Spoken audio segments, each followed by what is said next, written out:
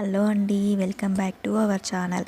ఈరోజైతే నేను పోపన్నం చేస్తున్నాను. అందుకోసం అయితే నేను carrot, potato, curry leaves, green chillies, onions పక్కన పెట్టాను. ఇంకా పోపు గింజలు కూడా రెడీ చేసి పెట్టుకున్నాను. నెక్స్ట్ నేనైతే అన్నం మొత్తం పొడి పొడిగా కలిపి దానికి సాల్ట్ అయితే యాడ్ చేసి పెట్టుకున్నాను. మనం ఇలా అన్నంకి సాల్ట్ ముందే యాడ్ చేసి పెట్టడం వల్ల టేస్ట్ అయితే బాగుంటుంది. సో నేను అలా రెడీ చేసి పెట్టిన తర్వాత ప్యాన్ పెట్టుకొని 1.5 స్పూన్ అయితే ఆయిల్ వేసుకొని హీట్ చేసుకున్నాను. ఆయిల్ హీట్ అయిపోయాక నేనైతే అందులో పోపు గింజలు వేసాను.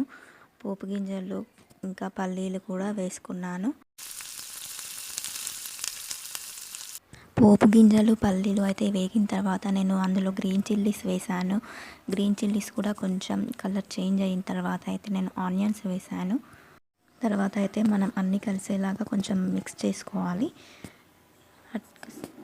తర్వాత అయితే నేను కరివేపాకు వేసుకున్నాను. కరివేపాకు కూడా కొంచెం వేగిన తర్వాత మనము క్యారెట్ ఇంకా పొటాటో అయితే వేసుకోవాలి.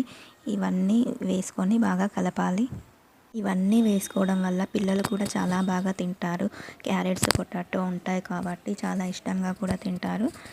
సో మనం ఇవన్నీ యాడ్ చేసుకుంటే పోపన్నం చాలా బాగుంటుంది. నేను ఇవన్నీ కొంచెం వేగడానికి టేస్ట్ రావడానికి అయితే నేను కొంచెం సాల్ట్ యాడ్ చేశాను. మనం ఆల్రెడీ అన్నంలో సాల్ట్ వేసాం కాబట్టి ఇందులో కొంచెం లైట్గా వేసుకోవాలి. మొత్తానికి సరిపడేలాగా వేసుకోవాలి. తర్వాత అయితే నేను పసుపు కూడా యాడ్ చేశాను. పసుపు ఎక్కువ వేస్తే మరీ ఎల్లోయిష్గా ఉంటుంది, అందుకని కొంచెం వేసాను. ఇవంతా అయిన తర్వాతనైతే మనము అన్నంలో పోపు కలుపుకోవాలి.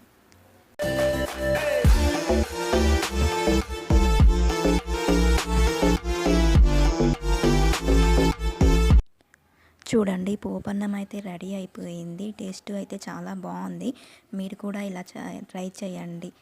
ఓకే, నచ్చితే like, share and subscribe please.